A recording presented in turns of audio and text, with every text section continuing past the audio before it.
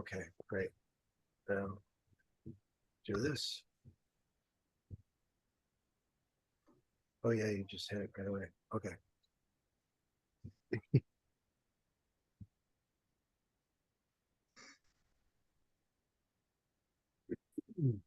Excuse me. Admit, I have to run the waiting room too. All right, here we go.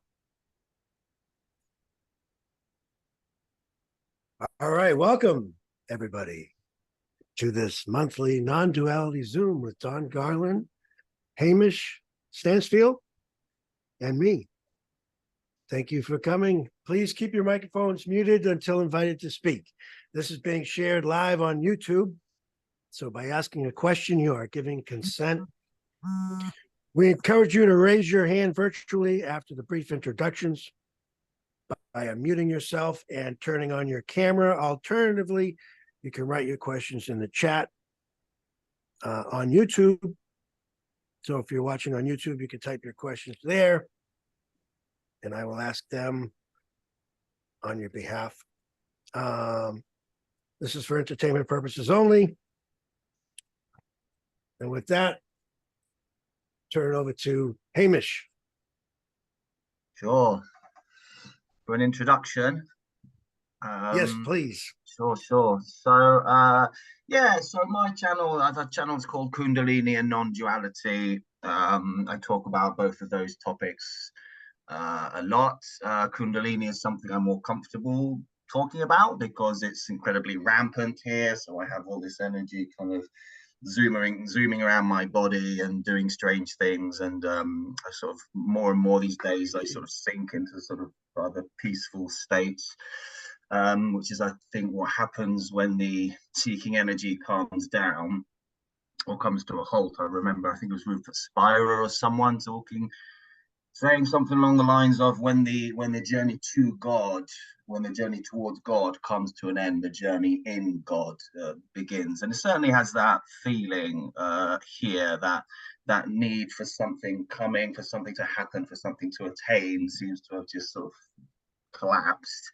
And then it's much easier just to sit and sort of hang out in presence and just sit and see what happens energetically, because that sense of need has collapsed. And how does that sense of need collapse? I don't really know. It seems to exhaust itself of its own accord. That's what seemed to happen here. I began listening to a lot of non-duality, and it's sort of ironic really, because I don't really understand non-duality, but I listened to it for years, and then this relaxation happened. I began to fall in love with the fact that this is already fulfillment. First almost as an idea that you ponder and you think, no, it can't be that simple, and you wrestle with it for a while, and eventually it becomes more and more embodied. And I think that's what Kundalini is doing, following that the end of that need. This energy can come up and sort of clean the system and do its job and get rid of all the conditioning that had been produced by this sense of self, which I see as the original trauma in the human being, upon which every other trauma is then built upon. So yeah, maybe that'll do for now. So yeah, if anyone's got any questions, then please fire away.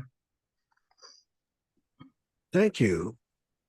Dawn, would you like to say something? Yeah, okay. Non-duality is there's a silence and stillness at the center of all experience, behind the mind. It's always there, it's been ever present. So in the seeing of this, it's just the end of striving, the end of looking for distraction. It's really just coming home. It's coming into where you are. It's heaven and earth is the way I've described it many times, because there is that feeling to it, a very sacred feeling. And so it's really this profound, just landing. So everything is total fulfillment. It's so all the energy is just kind of here, right here, rather than elsewhere. The mind can be blown in this, so it can be a real inner silence as well. So inner outer distinction falls away. So really, there is just what's appearing, and there's a sort of sinking into that. So it's incredibly beautiful, incredibly profound, and you know, you can stay very intoxicated in that state for a long time. It's not state, but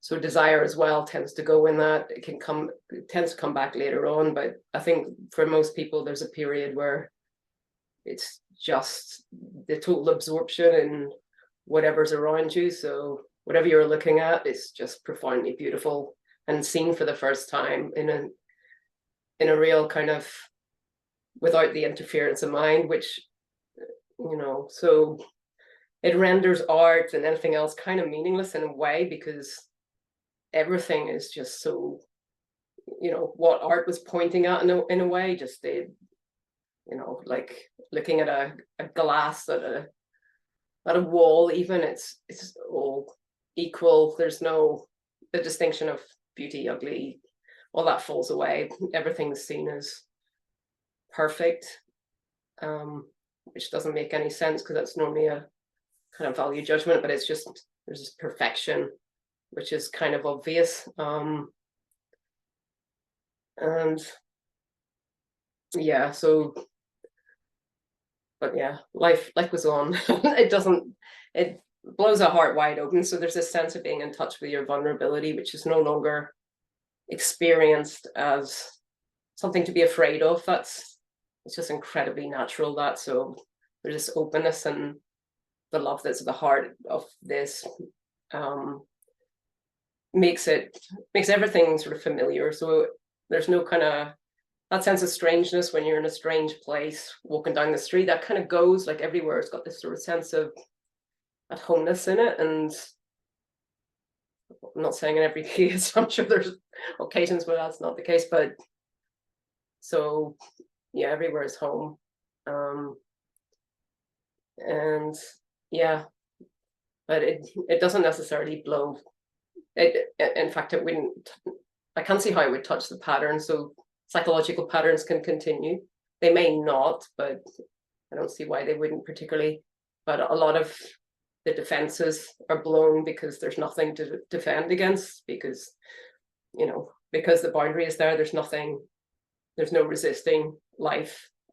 And there's only life in a sense. So, you know, so it'll change. It changes your interactions. It's going to change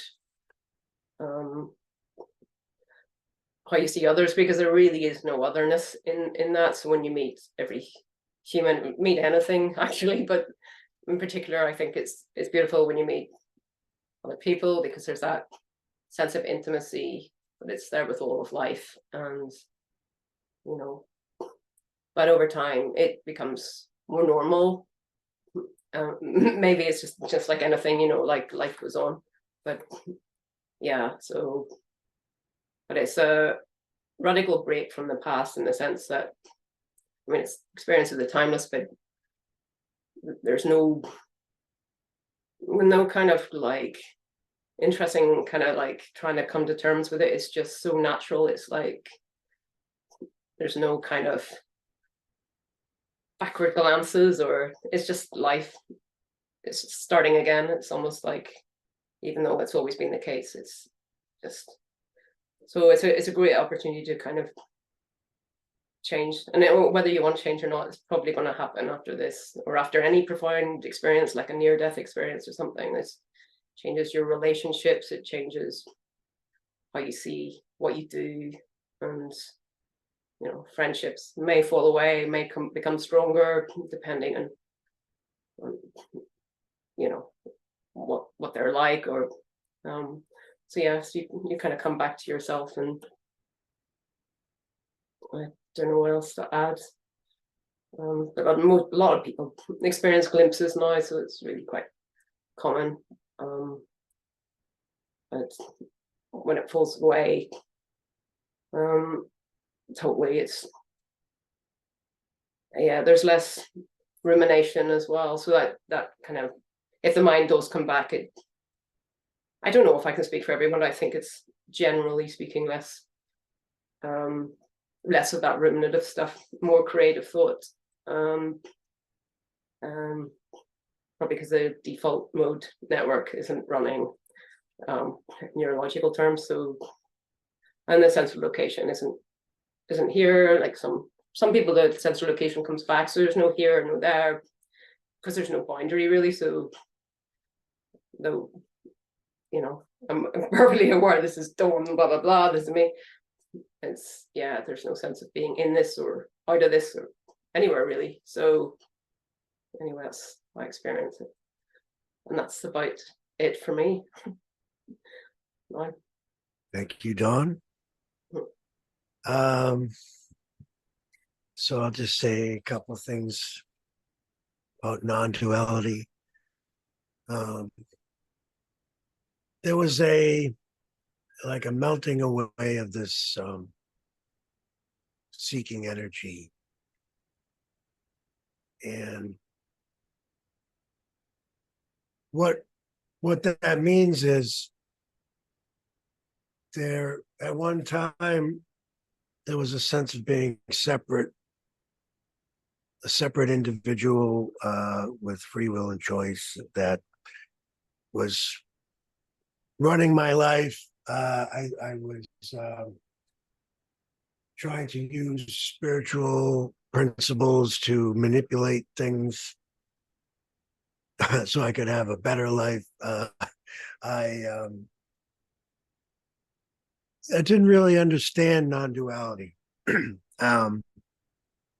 I tried all kinds of different things. But when this seeking energy disappeared, this sense of being a separate individual, apart from what is, apart from this mystery, this beautiful mystery is being me, is being you, is being this meeting, is being this table, is being this chair. There's no separate existence apart from that beautiful expression from this mystery, this thing that nobody could ever know, could ever understand, could ever describe. But it just is. It's just this alive beingness. And it's simple. It's not for me, any more profound or deep than just sitting here saying these words, having a sip of water, because that's the beauty of it. It's everything. It is everything. It's being everything. It's saying these words. It is the words. It's the hearing of the words. So, because there's nowhere to get to, and it's not even because there's nowhere to get to. It's not like this is an understanding or a philosophy or a way to have a better life. So it's not like I walk around thinking there's no one here, there's nowhere to get to. This is just an attempt to, I don't know, put words on the essence of what seems to be everything. I don't know, it's called unconditional love. There's nothing is excluded.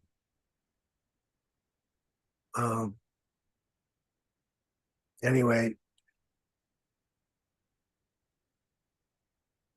the topic of free will comes up sometimes, and it's just a matter of decisions get made, things happen. Good things happen, bad things happen, sad things happen, happy things happen, but there's nothing behind that. There's nothing doing that. There's no intention behind that. There's just the appearance of all these beautiful people doing all these different things. So anyway, if you have a question, you can type it in YouTube, or you can just jump in and ask it right here in the Zoom. So just want to open it up for questions. Thank you.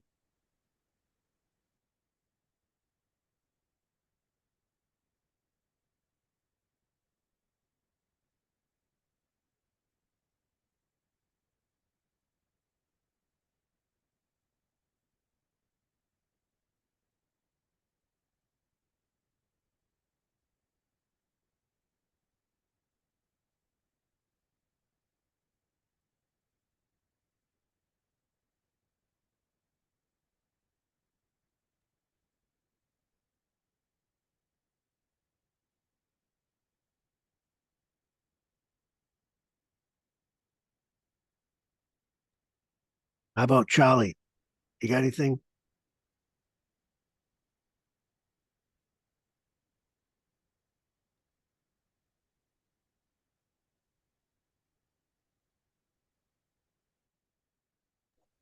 Joe raised her Hello, hand. hello. Hi, Joe. How are you? I'm going to ask a question because it's gone very quiet. I'm intrigued because, as you know, I'm also exploring all of this and meeting people and, you know, joining in with discussions like this. And I've met a couple of people recently. I don't know if I've mentioned it before in one of the other meetings, where they have done intense meditations. I met somebody else in the last couple of weeks, and I'm just curious as to the experience that Dawn talks about, which is the one that I resonate most with. I'm just curious with these intense meditations that can take years and years to achieve this state of what they call or describe as bliss. Is that the same experience that, for instance, Dawn is talking about? Is that non-duality? And are they able to live that 24/7? Or is it just in the period of the meditations? What's it all about? Anybody, please. Any information appreciated. It's 24/7. Ah, Yeah. Beginning with the children at the earliest age. I think we'll let Dawn take that one. At least the first part of that question was directed at Dawn. So it really depends on the description, doesn't it? I know Gary Weber talked about that, like something like 30 years of like intense meditation switches off the default what is it, default network mode network, and also the selfing, you know, the whole selfing network. So the sense of location gone, the sense of the mind. I mean, I who knows, but I don't know whether they're talking about that. Bliss isn't non-dual. It can happen without that. And Kundalini awakening bliss is often experienced quite regularly without awakening taking place. So as far as I know, okay. although I can't see how bliss and no mind could persist for a long time with a sense, you know, that sort of sense of identification. But so I don't know. I mean, in a case-by-case basis, you probably need to look at that, because it sounds, I'd be a bit skeptical of that, but I'm not sure. But I mean, is that all they say? Bliss? Well, the thing is, actually, I've met 3 people who have spent many, many years, and I know some of because there was a chap on last month who was alluding to this as well, and I was curious, and I didn't have time to. There wasn't enough time to jump in and ask him a question, but it's to do with, sometimes it's to do with the kind of Vedanta teachings and the way of going through meditations with that. There must be other practices along with it. And I've also met somebody else who spent many years and went back to India to do this. And eventually, I think actually he did have an awakening of what he described. But these other two people that I've spoken to, they seem to be able to go into these meditations and go into that certain state. But I'm questioning whether or not it's the where the ego is placed in all of this, because I think it's quite major, isn't it, in what we're talking about? And Dawn, you've mentioned that as well. So I'm just wondering with these meditations where they're doing them with a spiritual teacher, can take them 10, 20 years to achieve it, but are they still with ego? I wonder as well if there's a suggestiveness as well, but a lot of people who are meditating have that sort of sense of spaciousness or no mind, whatever, during the meditation. There may be sense of self in that or not, but coming out of that, they're back, normal stuff going on. I mean, it doesn't, I don't know. I mean, I'm just highly skeptical. Like, there's no way of knowing. And I guess that you are too. I'm just curious about it, and I've not talked enough or had the chance to talk about it. It doesn't matter. I mean, I'm just curious, because obviously we've all had very, very different experiences. And the more I come across people and talk to them, I can see they're very individual. So I just wondered whether there was anything else, any other comments. But Richard seems to be desperate to put some comments in. So I don't know. Maybe he'll know.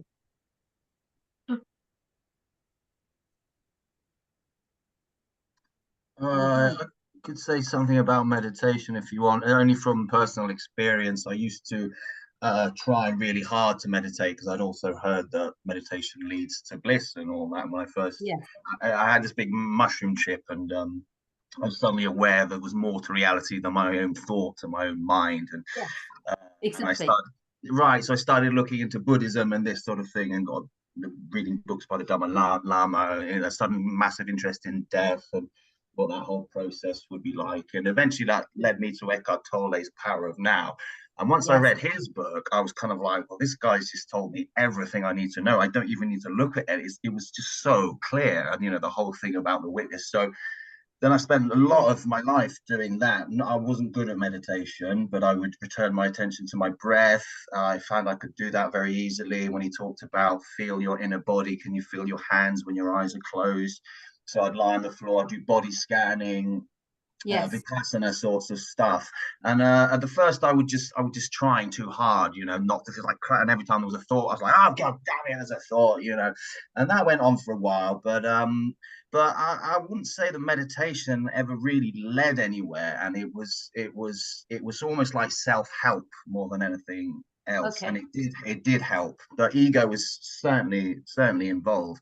And it wasn't until lockdown, where we all had this time alone, that I was writing a book, and I'd slip into a hot bath, and then I would go into these meditative states and think, oh, this is more like meditation, because there was no attempt to get away from anything or try to create a particular state of mind. It was just a natural coming to rest where you already are, that can only really take place, I think, once you stop that trying and grasping, and that neediness has to at some level be seen as to be useless before you can sit in being, and then meditation happens by itself, essentially. Yes, that makes a bit more sense to me. And would it lead to Dawn, you've mentioned about this, and we've talked about this before, the opening of the heart, because that's the other thing that I'm curious about, whether those kind of practices lead to the opening of the heart. It might. That's the thing. Like none of this stuff works for everyone. You might one out of a group. Like Kundalini yoga, you might get one person who like has a Kundalini awakening, or when I had the heart awakening or the heart opening, I was sat with somebody in a cafe, a non-duality speaker, for looking in their eyes for like 2 minutes,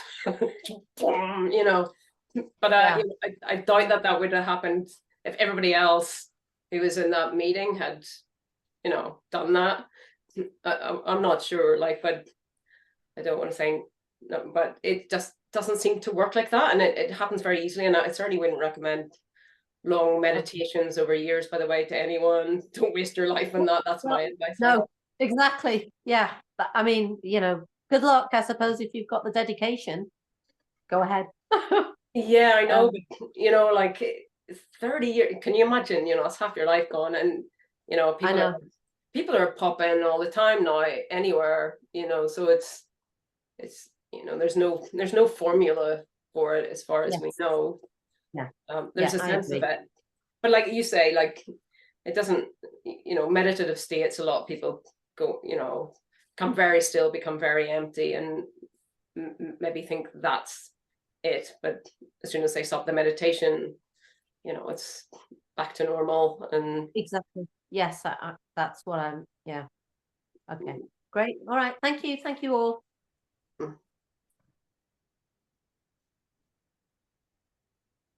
Thank you, Joe.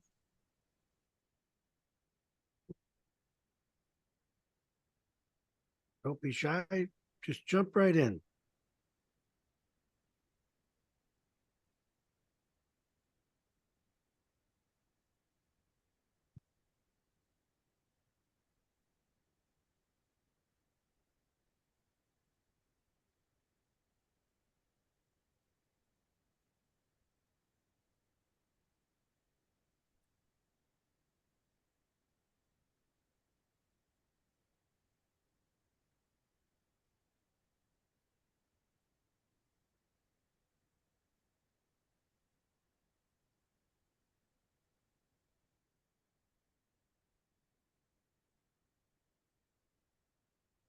you can bring anything, well, loosely related.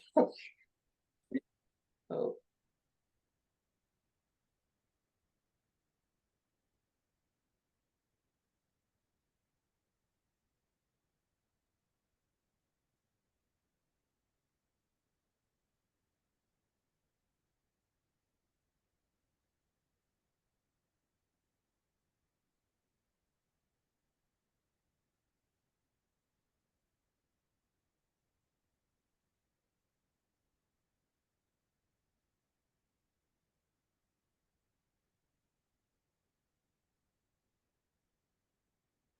We asked Joe, how's it going?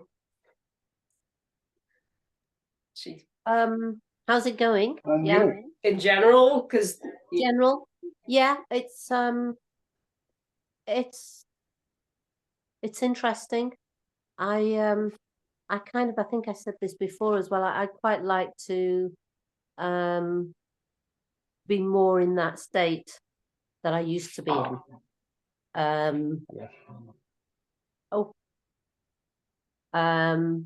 You know, but I found that I do kind of get that when I spend a lot of time on my own, and you know, when I get a lot of quiet and solitude.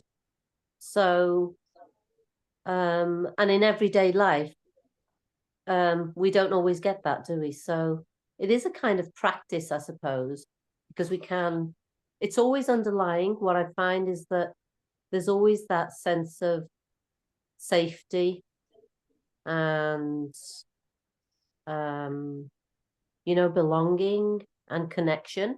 Those are the things that I didn't used to have. So I'm glad that those are all there. It's always there. It's an underlying thing. So for me, that's one of the biggest shifts. So yeah, that's how it's going. So it's more profound when you're alone then? I mean, I think that can be the case, but I mean, I don't know. It's the kind of where, you know, life throws problems at you. And as you said before, it is a case of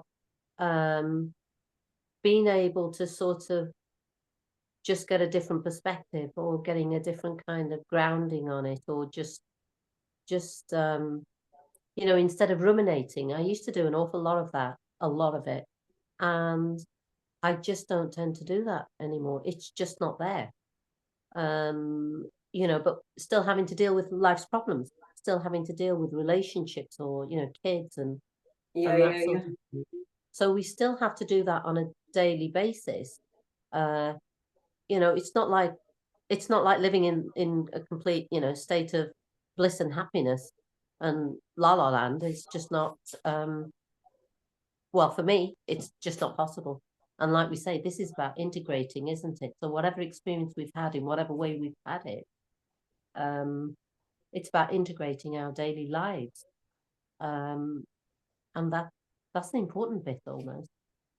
Yeah, I mean, it doesn't make you totally impervious to, I mean, life can throw some real stuff at you, like it can make it difficult, particularly because Exactly. we talked about dealing with like sort of toxic, the kind of narcissistic stuff as well, like because they know all your weak points as well. So it's trying to trigger, Yeah. trying to trigger, which actually Exactly. even with this shift, it's they can find it, you know, it can push you into overwhelm, like it can do. So I don't underestimate the power of that. You know, nobody's immune. Yes. That's Like, what I'm saying, because we're not yeah. changing the external factors. So the Mhm. external factors are still going on as they were going on years before. They Yeah, still carry the same, but it is only how we are reacting to it that's changed. And that's what I'm saying. Sometimes for me, when I've had big challenges over the summer, I had a big challenge. I really had to almost, you know, spend time on my own. That's what I'm talking about. Then ground myself, you know, have that solitude and kind of really pull into it and sort of, that's what I did. And it seemed to work. Because we can't just go and live in the mountains, can we? And just, you know, live in beauty and harmony, and that's not going to happen. yeah. I'm just wondering how other people who have had these experiences are dealing with their daily lives and dynamics that are happening to all of us. And that does make me curious. I'd love to talk to somebody about that, and find out, because really we talk about these things happening and experiences, but it's almost like when others who haven't experienced it perhaps are talking, well, what's the benefit? You know, it's not like we're all sitting there like little Buddhas living a life of complete bliss, is it? No, So the curiosity is also, what are we gaining from this? Why is Eckhart Tolle out there, you know, teaching these things? Why are these people out there? Why are people seeking? You know, it's the benefits, isn't it? He is greedy, and it's asking, what's in it for me? What's the payoff? What's the reward? The I, the me, the self is doing that. Do you see it? The me is greedy for enlightenment. The me is greedy for happiness, for peace. The me says, tell me what to do. I'm interested in this, right? The me is asking, seeking, demanding, right? you know, Joe, I think I had more courage before this, like before this shift, in a way. Really? Like, I think so. I mean, I could confront things a lot easier. So I don't think not everything is helpful. Like you can sit with or be with uncomfortable situations much more easily. But I find getting away from them much more difficult.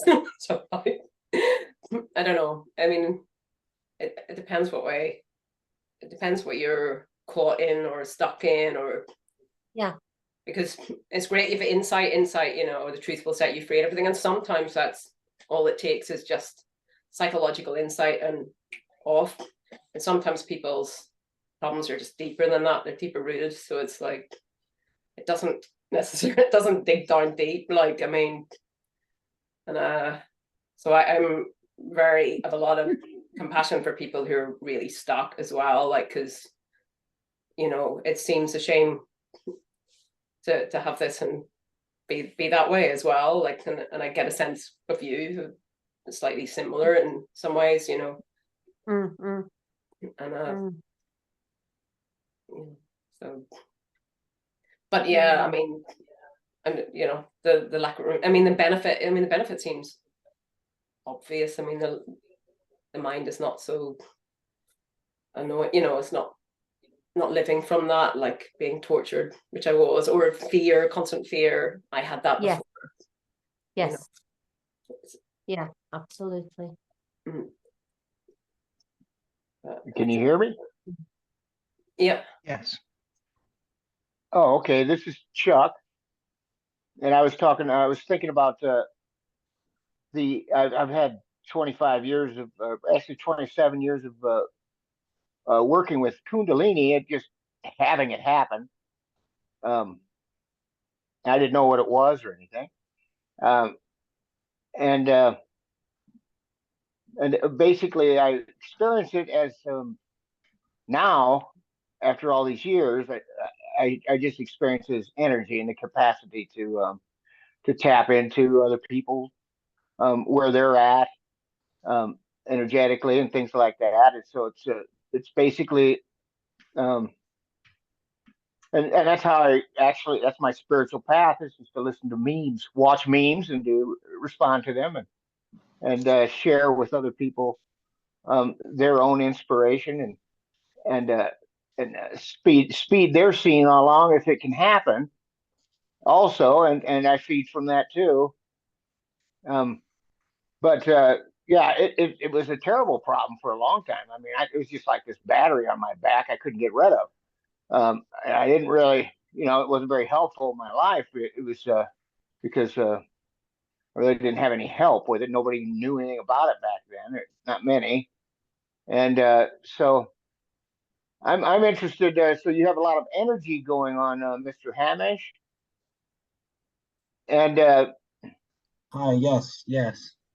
yeah, it seems like you have trouble just holding still there, moving your neck and whatnot. I Yeah, understand. I understand that, and right. it took me a long time. I had a terrible back from climbing telephone poles for years and years, and so I allowed this movement to align my back, but I really had to be very slow with it. Otherwise, it would be counterproductive. It'd take me days and a week or something to correct the back problems and stuff. But I see it now as just kind of a supercharge on spiritual experiences. Um, itself is not enlightenment or anything like that, but it's helpful in that it allowed me to tap into my own supply. I can just think of an emotion or something like joy, and I can just sit there and just go all the way to the ends of the globe, to the ends of the outer spheres with joy and stuff. And so consequently, I don't do that. I'm not even interested in anything like that. It just burns me out, if anything. And but my life is, I mean, I can't really make anything happen. We were talking about will. Excuse the flower. I'm old, so when I don't know what I'm doing with electronics, I start poking at things. Old people do that, in a panic mode. And so now I got a flower on my head. So that's awesome. But what's happening now is that I mean, for years there wasn't really an attachment to the world. I was more in the head with an illumination, and then throughout the years it's kind of settled in the heart. And I love emotion. I just love to sit, and when something comes up, I mean, I just feel incredible gratitude for it, and just watch the stories that are spun by the mind for these things. And there seems to be a clear distinction between the mind and its stories. I'm seeing it as that. It's the mind and these stories. And there's this clarity of seeing that this what a non-dualist would call their not the emptiness that they are, or the no me, And so I don't see any difference in any of these paths. I really don't. I see that they're all the same, but they're registered in the mind, which is impossible not to have that happen in a third dimensional condition where you're a body, brain, personality, appearance, if that makes somebody feel more comfortable. But regardless of how it's framed, this occurs for everybody. I see that this whole thing about awakening is merely a perspective from a frame of reference, and this is what I see, and I see the no me as this simple emptiness that's ever present. It's separate from and sees the brain, body, personality as an arising. There's this seeing that's happening for the individual. And so this individual actually sees itself as non-existent, as a separate entity. And in a Vedic kind of way, this is seen as awareness, seeing this. And this awareness has no frame of reference, actually, except for just an innate intelligence knowing that this is going on. And so, but then there's these arguments, where you have non-dual people arguing about non-duality. And I just find it so amazing. What do you think? Yeah, it's very interesting. I mean, I think it is interesting. A while ago, I did I did a little video of myself imitating different non-dual speakers. So I had sort of Anna Brown in there and Rupert Spira, and I posted it on YouTube. And it was just sort of me kind of taking the piss a little bit of their body language and sort of just imitating them just for fun, And there's obviously all these people they're all people that I listen to, so I know their mannerisms quite well.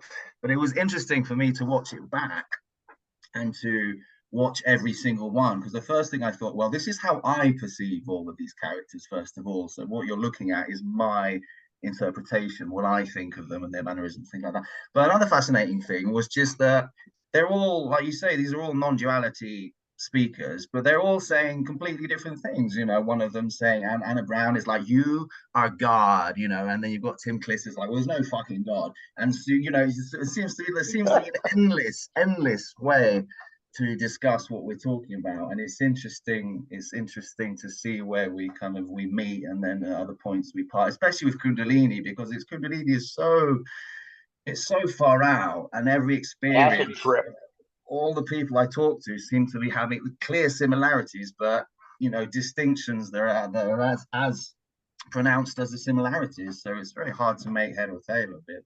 But yeah, I think ultimately everything's just going to converge, hopefully, into one understanding or lack thereof. Beautiful. Thank you. You're welcome.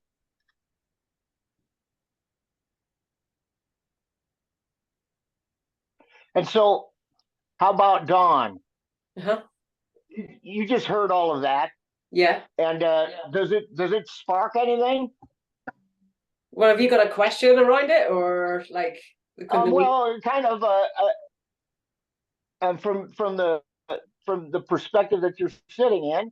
Uh-huh. Does anything that's been said there cause an agitation or a reason for, not an agitation, but a reason for correction?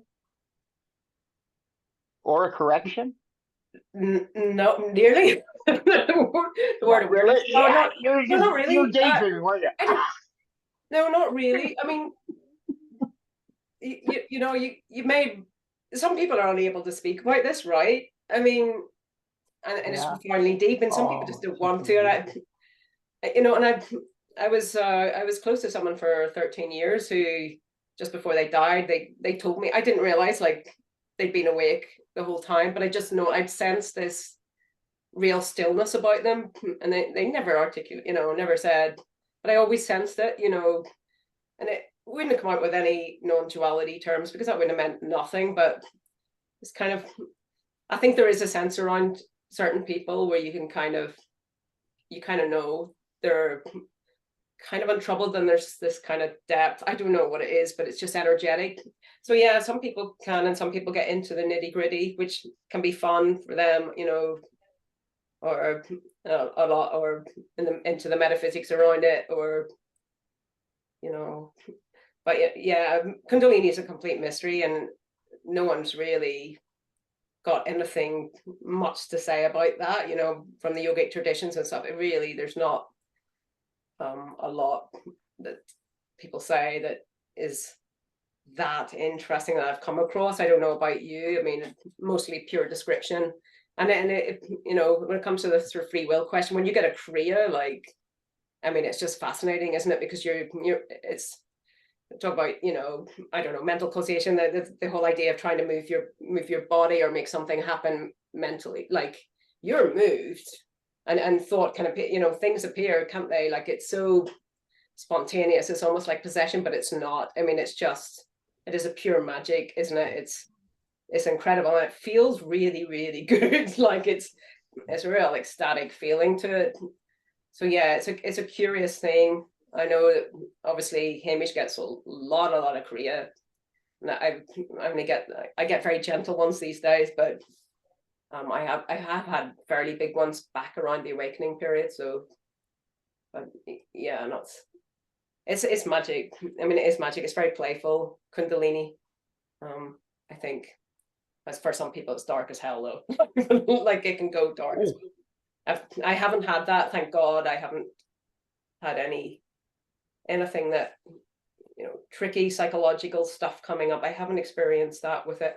So I don't know about you, but I had it go dark on me, but then I think through trust, I kind of pushed through it, and then I was fine. Because at the beginning, obviously, it's all shoulder movements and mudra and strange gestures. And at the beginning, it was this real sort of maternal, sort of loving energy. It would do these beautiful things like that on my face. You know, I'm like, who's doing this? Is incredible. So it was almost like trying to get my trust at the beginning, and then it kind of did turn quite dark at one point, and it started taking my hand and like grabbing my throat like that, and I was like, what are you doing? And he'll just do it again, and it's literally like you're fighting with yourself, and those moments can be quite terrifying. I think I was a little bit high at the time as well.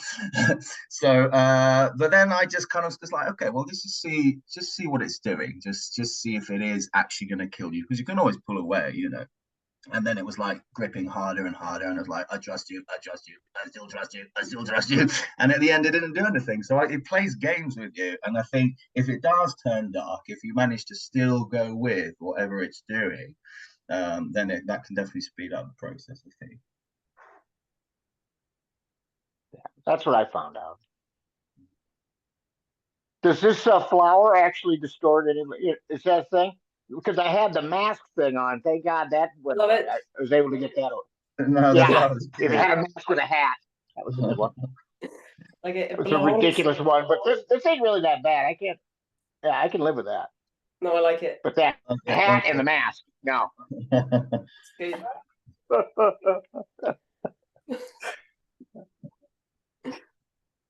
Thank you very much, Don. Thanks, Charlie. You bet, Walter.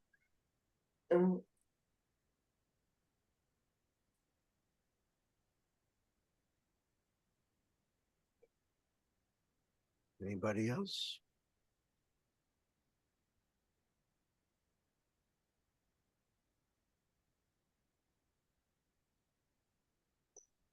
Well, you got 9 people here and 13 on YouTube, so feel free to ask questions.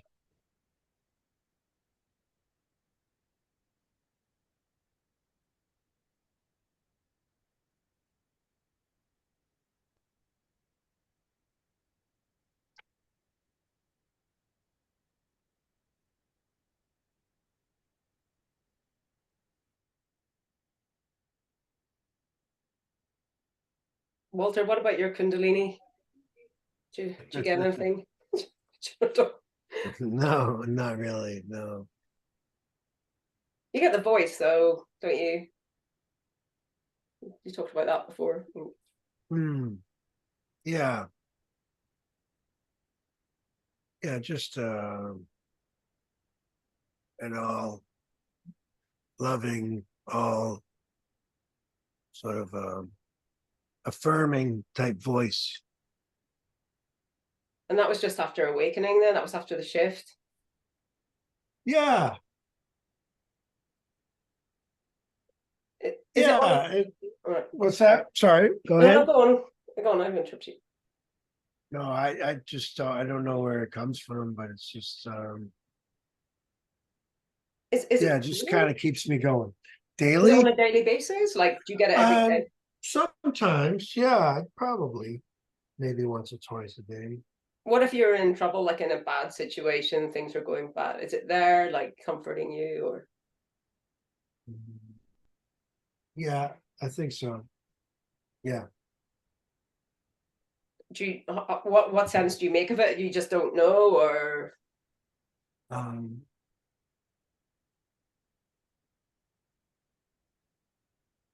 well, it's just it's kind of came after. Well, my friend used to talk about this, but it was also a realization at the same time that it like nobody can give you anything you don't already have. So the love that you may be seeking, or the love that you feel from someone else, that is already within you. That's not, you know what I mean? yeah, So you can give that to yourself in a way. So that voice is me. It's my own voice. so it's like a higher self. But it just you know, sort of automatically chimes in and seems to know when I need to hear certain things. It's like the opposite of the toxic superego. Like it's the loving, but it's Yeah, not. It's beyond that, isn't it? Because it's spontaneous, I guess, and so it's like, but it doesn't yeah, advise you or anything. It's just comforting. It's the comforter. God is the comforter, or like, yeah, that's it. Yeah, that's what it is. And yeah, I would say that's kind of what it's all about. It's just that maybe if there's an urge to seek for something outside of myself in that way, it just reminds me that I don't know. It's hard to describe, is it a but male? Is it like your voice, or like is it a male or female? Is there any sense of? um, I guess it's just in that whatever voice, you know, when you have those inner Okay, so it's not dialogues, that it's that voice. okay, but Yeah, it's spontaneous, right? it's not like a booming voice of God. But it's yeah, okay, quiet, but reassuring. Yeah, Nice. yeah, that's it. Yeah, I don't make anything out of it really, except for it just seems to affirm that what I said earlier, that it just everything comes from within, you know, this or not within, but like you can't create something out of thin air, like like it's already there the whole time, you know. And sometimes you just need to remember it's there. So Right. it's like a reminding voice, you know, that that the love you seek is closer than your next breath, Mhm. you know, something like that. Do you feel in any way protected by that, or is it nothing to do with that? Yeah, yeah, I do. Right. Yeah, it's like it's like a companion. that's, always Nice. there. Yeah. Cool. Joe raised her hand.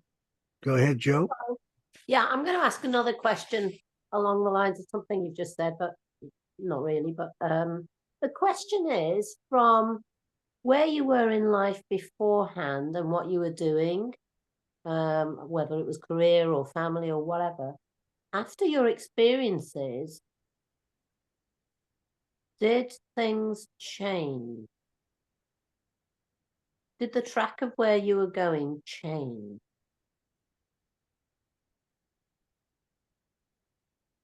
For me, Okay, go ahead. For me, it didn't. I'm an actor. I studied drama, and I then moved to working with children, doing sort of summer camps and English shows with kids abroad, like in Italy and Germany. And now I work in a nursery part time, and I'm trying to start up a little foreign languages children's theatre company. And that was all the type of thing that I was doing before this awakening, if you want to call it that. But Okay. yeah, but I just had to take a huge period away from work before I came back and to try and reintegrate all the stuff that happened. But no, it's the same interests. I think I'm quite creative, and I like to sort of improvise a lot on stage, and I think I've got better at that since this shift, because there's less anticipating what's going to happen or worrying about what's just happened. So you're much more present, you're much more in the moment when you perform, I find. So in that sense, so you become better at it. Oh yeah, 100%. Yeah, because the mind doesn't get in the way. The mind has less to say about anything. So the whole thing becomes more spontaneous and energetic, and the whole of life becomes like that. I think just kind of more playful, more spontaneous, more immediacy, and more joy. Interesting. Yeah. What about you, Walter? Did anything change? Well, yeah, I just went right back to work and everything, and life carried on. But I would say any kind of like seeking type stuff or people pleasing, and a lot of that just fell away. So I guess it's tied in with that whole conversation about the voice. It's just like just fully self-contained, in the sense that I don't need anything outside. I don't need to add on to this. I don't need anything else to be okay. I can improve upon what's already happening in that way. So anyway, so a lot of that disappeared, and it was just kind of a more relaxing, because there wasn't that always striving to be something other than this, Yeah. It's hard to describe, but because it's very subtle, and mostly life was normal and like it always was, but there was that striving that was no longer there. So it was a more relaxing into myself, or whatever that means. More contentment, would you say? Just things as they are, contented? Yeah. I'd say so. Yeah, a lot more than it was. Mm-hmm. But it doesn't mean at the same time I just accept everything as it is, and I mean, it's like whatever arises is this beautiful mystery expressing itself. So it could arise as trying to change something in my life, but there's something underneath that, a kind of an energy that isn't there. So if I change something, it's just to whatever, for practical reasons, not because I think there's a higher spiritual plane. Yes. Or I feel separate from, it's just not there.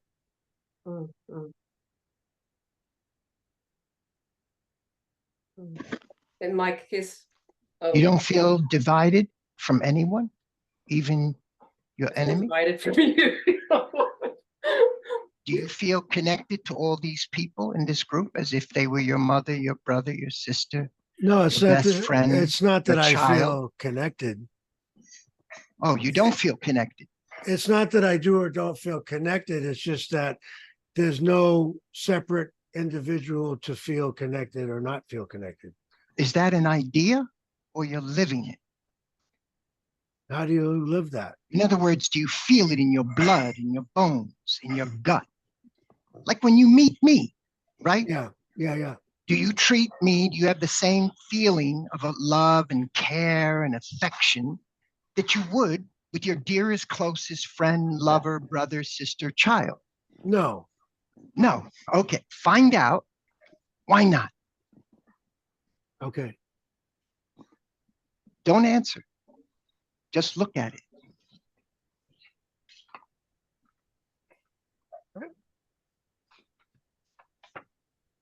Joe, did your life change afterwards?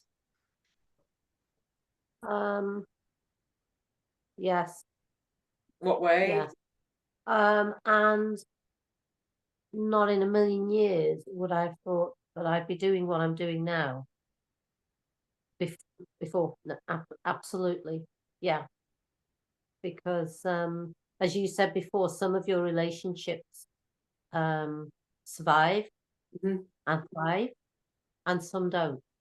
Yeah. It was, yeah, it was difficult because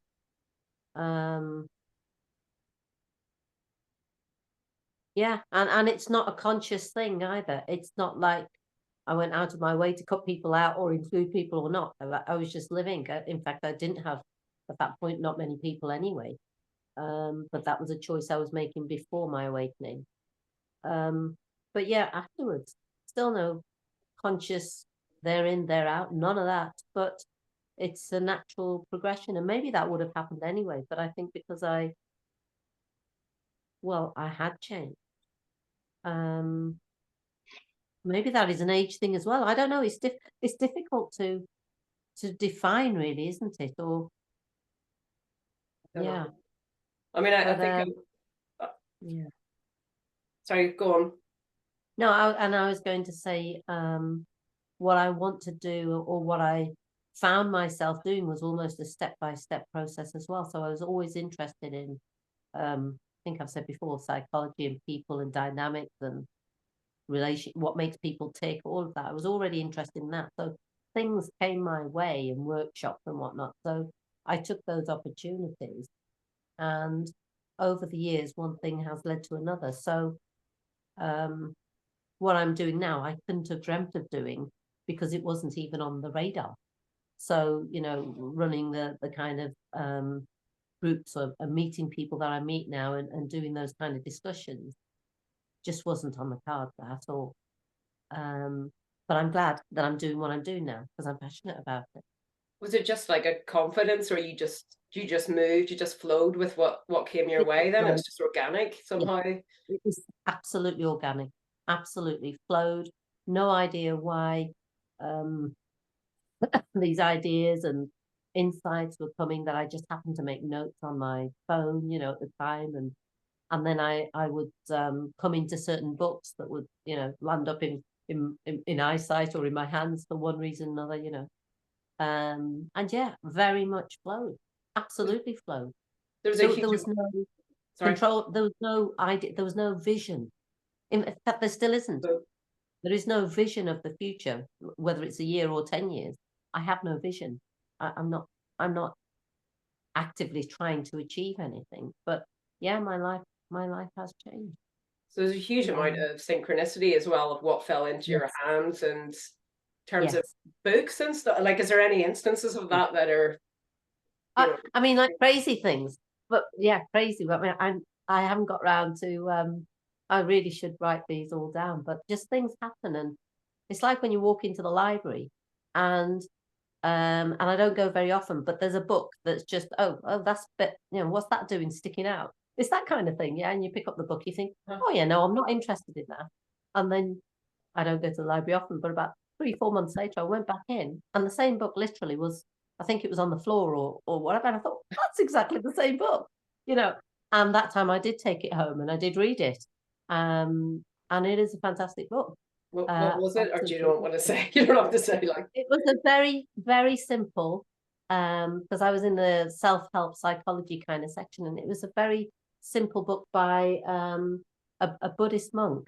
I think it's called something like, it's Haemin Sunim, and the book was something like The Simplest Things of Beauty or something like that. Oh, nice. And it was all very sectioned, different topics like happiness, you know, children, relationships, all that sort of thing. But he just have a nugget of wisdom, and these nuggets of wisdom were absolutely phenomenal. I just adored them. So it's obviously meant to be read, you know. But things like that, I don't necessarily go looking for books to drive me forward or know more. I just wait for things to come my way. So it's just still as powerful then? Sure. True wisdom is definitely not knowledge. It is not intellectual. It is not learning. It is not reading.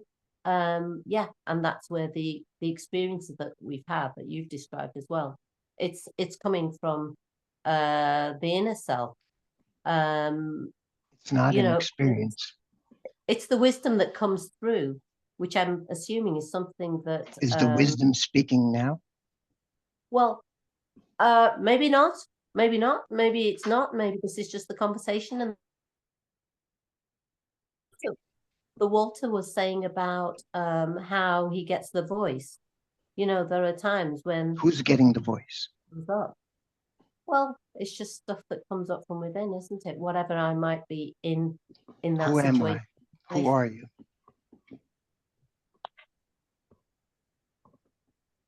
They're the big questions. Look at it. Look at it now. Who are you, Richard? Each one of us is going to ask this question to yourself. Who am I? Who's listening?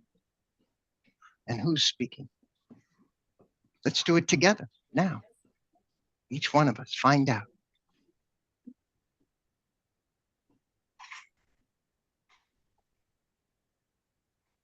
Well, that's Is the mind speaking? conversation. Is the conditioning speaking? Is my experiences speaking? Or is it the brain that is free of all of that baggage speaking? It sounds like, in other words, is silence speaking? Maybe you should get your own stillness non-duality. Sounds like you want to teach, in which case maybe you should have your own platform where you can teach, because this isn't about audience members teaching everybody. It's about no, each one of us is I'm the sure. teacher. I'm sure and each the one student. of us, yes, we're all, yes. Each one of us is the teacher and the that's student. right. I know, in but other this words, isn't about teaching. we are learning. We are learning together. Not very much tonight, obviously. With the emphasis on togetherness. Yeah, that's lost. We are moving together. No, we're not. Looking together. Learning together. If you're not, be.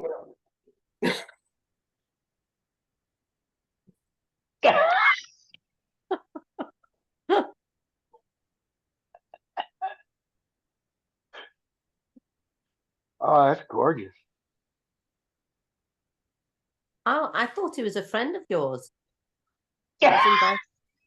Oh, okay, right. My ex-boyfriend. No, there is a phenomenon where people start teaching on these platforms. It's like, you know. So you didn't know that guy then? No. Yeah. Okay. All right. Oh, okay. Oh. Yeah, confused. This was some profound questions. He was advertising something in the chat, I think something to do with politics, hosting his own Zoom, non-duality and politics or something like that. So we'll sign up afterwards. Instantly averse. Curious combination. An interesting one. Yeah. Okay. Anyway. lost the thread. Yeah, no, yeah, it's an interesting, yeah,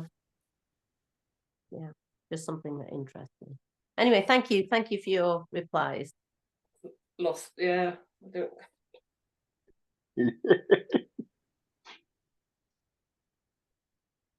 Jack Saturday says, "Who am I is nonsensical."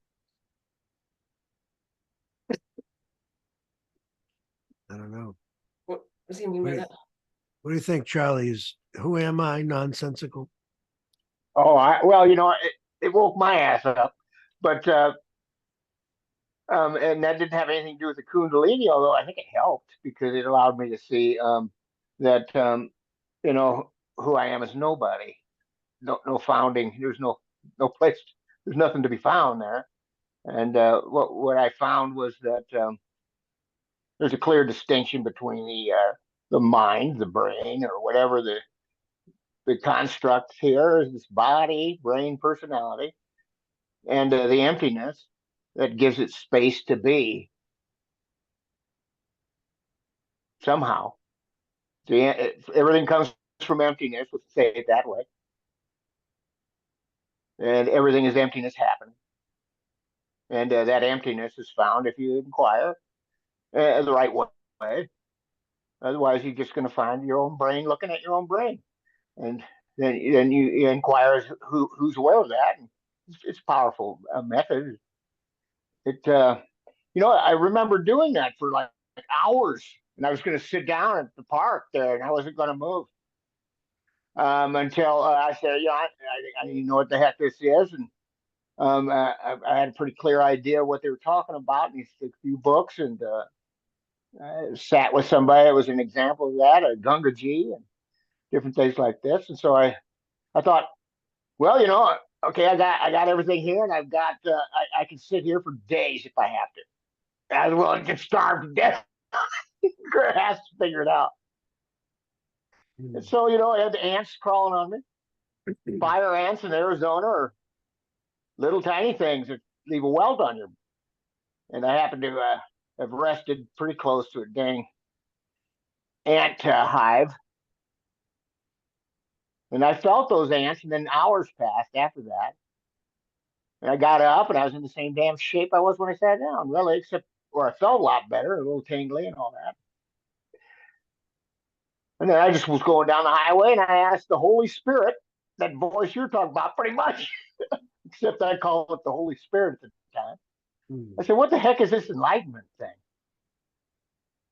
And what happened was just a beautiful, I think you call it, Dawn, she called it some kind of I don't know what you call it, but an enlightenment experience occurred when I was driving down the highway.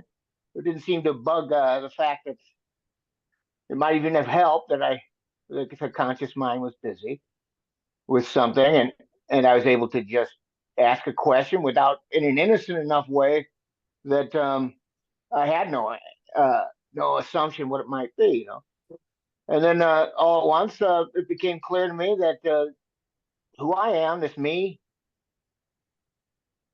is the same me as everyone. There's 18 billion people or so. Every single one of them points to themselves, like Robin would say, and says me or I. And they point right here, and they have this experience of a self there. And then I recognize that self was not the body, because I recognize it was everybody else's self. It's the same. There's only one, and it happened. It was me entirely, but it's the same me that everyone else is calling me, and except that it's not attached to the body or the world at all. The whole world and everything just arises within it and disappears like a speck in comparison to this. And that was just an experience, one of many that Sutari, I think he called it. And but I saw it that way, and then I recognized that same thing is happening in all these other explanations, including the non-dual one that I hear of. I just see the same exact blueprint of totality, ever present, always the way it was, always, it's not something you gain. It's something you come clear about as being what's already here. And but it was of a me also. It was a me, but it wasn't a separate me. And so I didn't lose an identity and disappear, but I recognize that me doesn't have a border. It's absolutely unfindable. It's infinite, so to speak.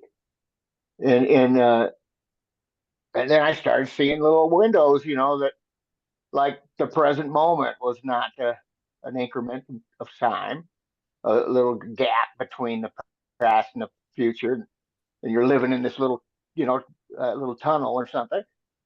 But that it's all there is, and the rest is just the mind overlay of a past and a future, and it comes up as it does in our conceptions and stuff. But this is where that me lives. It lives in the present, and the present is everything. It's the only place that I could ever be, and it's not the body. So I don't know how to say all that, except that I hear the same exact blueprint in every single teaching, and so I don't have a problem with a radical non-duality. I think it's the quickest, most direct teaching on the face of the earth. It doesn't, but I don't know that that's the most helpful place. Anyway, sorry. Well, thank you, Charlie. Cheers. Love you guys. Appreciate you. Yeah, so I don't know, who am I? It wasn't something I messed around with too much. I guess I remember I used to sit in my basement with my books, and I'd say, I'm not the body, I'm not the mind. I kind of would recite these things, but nothing came of it, I would say. So it's hard for me to speak to that. Or because maybe it's not a who. Maybe that's why Jack Saturday is saying it's nonsensical, because it's not really a who am I, or even a what am I. But there's just no separate I. Yeah, I remember I saw me seeing me, and I go, who sees this? And then it all disappeared. I get and there was just a single thing, and then everything disappeared. And so I was able to get to there. I was getting this I meditation, because you're no longer looking out at the world or out at the thoughts that arise. Who sees that? Well, I do. And then all of a sudden, I just kind of boom, and I saw my own reflection in my own mind, in the mind. And then I recognized that as, oh my gosh, there's something aware of this, and it's big. And then I was able to just kind of, in the same way that I was able to turn this way, I was able to allow it to come here, and then they all disappeared. And I mean, that ultimately the inquiry is always trying to bring one back to the source, and the source isn't aware of this. And that's why it disappeared. And otherwise, you're kind of on the cusp. There's an awareness of the world, and this is like the dreamer, the fundamental dreamer. You can get there with just simple awareness, simple, clear awareness. Everything arises within that awareness, and that's for anyone. I mean, there's somehow you're conscious, even if there's no you. There's definitely a capacity to perceive in the same way that is for everyone. So there's something arising. We'll call it that. What arises is the same thing that always arose. So I don't know. I'm not trying to teach, but I'm sharing it. I'm sharing because it's true. Yeah, because I could get snuck out of there. My flower would be the only thing hanging in the air. I got another question here. from Jack Saturday. This one is for Don. Are memories opinions or perceptions? Memories, opinions, or perceptions?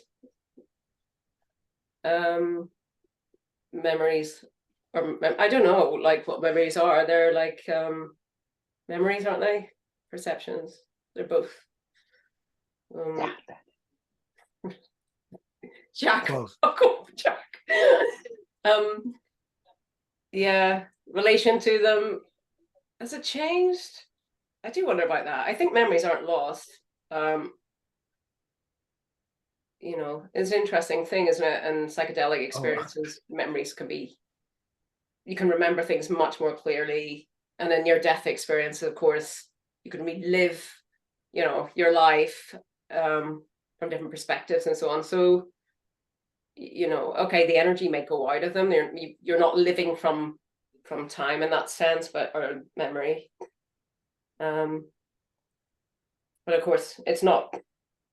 Obviously, it's not accurate. It's recreated in now, and it's appearing in now, isn't it? But memories are, I think, they're beautiful. And would you really be without, you know, like all this sort of thing? I mean, it's an interesting sort of thing. Like they're not.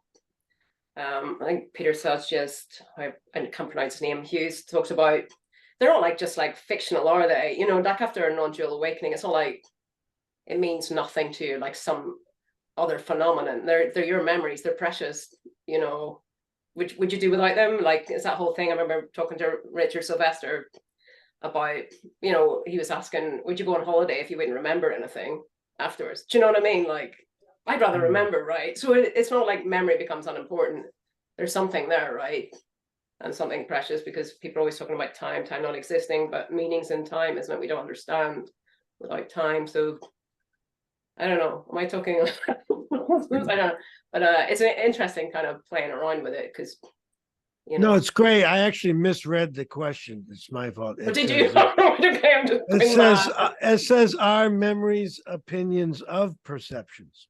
Opinions of perceptions? Not or, yeah, of perceptions. Oh, who would know? Like, because I mean, how could you know?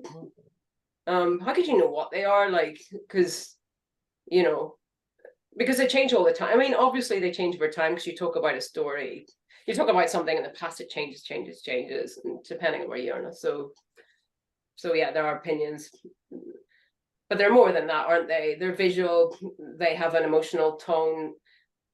They may not have, I think for me, like the judgment's gone out of them. They're kind of, there's a compassion towards all of that. Whereas before it would be much more judgment. There's like a couple have emotional charge, so they're still a couple for me are active, you know, still alive in a sense. But it changes after the shift, I think, for a lot of people. But you know, I have also one of my near-death experience was going through rooms in childhood, seeing things very, very clearly, being shown stuff by some guide, very, very vivid. So yeah, I mean, I don't think, who knows, but yeah, it's creative, but it lives in the body as well, so you can't negate it entirely, can you? Because we all have some degree of trauma, like, so it's in the cells. So if you you got issues in the past, of stuff you're not talking about, it does affect you, you know. Expressing stuff, it has an effect on the body. I mean, from all the sort of empirical studies on that, you're a lot healthier if you're talking about stuff from the past as well. So it's relevant. It has an effect. It has real effects on you now. Like, but trauma lives in the body. But you know, we're affected by our past for sure. What we do with it. So come to me. Okay. How about you? Are you a healer, Don? I'm a therapist. Oh, I see. That's good. Hamish, what do you think? Are memories opinions of perceptions? I think they're just perceptions. I don't think there's opinions of them. I suppose there could be an opinion of a memory following the memory, but I think they're just perceptions. Yeah, that's the way I would describe them.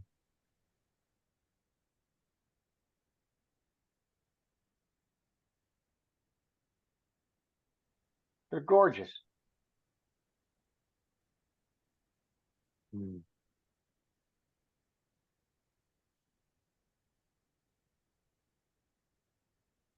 You couldn't even know anything about it, anything without them.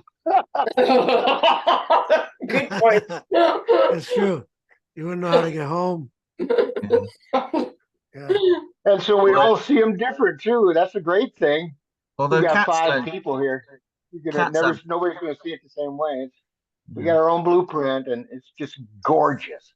When you snap out of it, and then you can afford to appreciate your own love and your own agitations and your own hates. You can appreciate. You can afford to. They're not you. Mhm. They're just the mapping as it happened, as it happens and stuff. And they'll make my all right. Even have it now. Just talking about it. Goosebumps all over the whole body.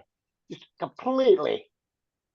Why would that be? It's amazing. It's like eating raw meat rather than a cooked stew. It's just when it makes a cooked stew. That's nice. Shit. Mhm.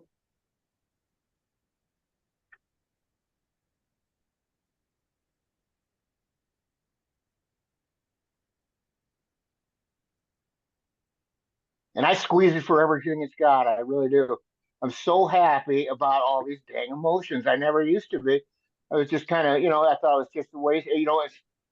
It's just an illusion, and I didn't want to feed that because of the teachings that I was listening to, which were awesome teachings. If you happen to, be in a monastery or something, it might be helpful to focus on different ways at certain stages and stuff, maybe. But it's not a prescription for living. And they all got to be dealt with, for crying out loud. If I could got out of it, I would have. But thankfully I wasn't. So I remember I put on my own roof. It's a big house, and I'm not, it wasn't that long ago, 4 years ago. It was the heat of the summer, and I was just in anguish, physical anguish. And that's the only time I would pray, thanking God for the torture. Wow. And the same with when my parents died, and all that grief and all that stuff. And it was an energy. It was a soupy ass energy, and I could look at it that way. Mhm. So I just allowed it to speak to me in its own way. And the bottom line is that I love those whole people. Holy shit, piles. I love them. And Yeah. so I was just so grateful for that.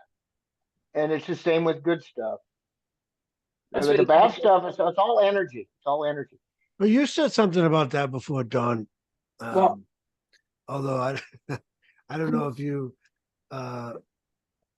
in other words, you're not a proponent of the idea that just you can see emotions and things as energy. oh, well, I see. I mean, Like trauma, you can turn it into energy necessarily. I just see it as, I mean, for me, it's information Mhm.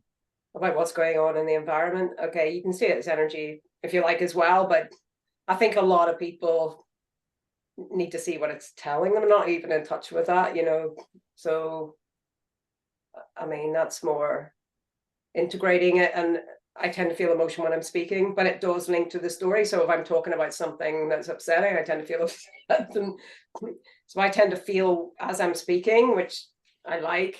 And then when I don't, it kind of disappears.